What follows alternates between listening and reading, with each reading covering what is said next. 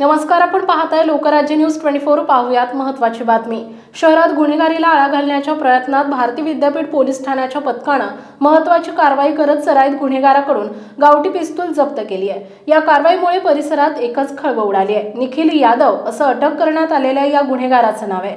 या प्रकरणी अधिक माहिती अशी की आरोपी निखिल यादव हा गावठी कट्ट्यासह नारायणी धाम मंदिराजवळ संशयास्पद हालचाली करत असल्याची माहिती पोलीस उपनिरीक्षक निलेश मोकाशी यांना मिळाली होती। त्यांनी आपल्या सहकाऱ्यांसह घटनास्थळी तातडीने धाव घेत सापळा रचून निखिलला ताब्यात घेतलं।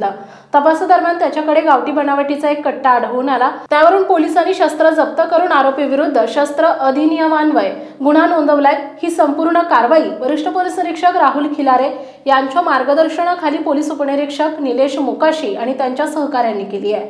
आरोपी हा पूर्वीही गुन्ह्यांमध्ये सामील असल्याचा संशय असून त्याची पार्श्वभूमी तपासली जात आहे। महाराष्ट्रातील महत्त्वाच्या आणि ताज्या बातम्या पाहण्यासाठी आजच आमच्या लोकराज्य न्यूज 24 न्यूज चॅनलला YouTube वर सबस्क्राइब करा आणि बेल आयकॉन प्रेस करा।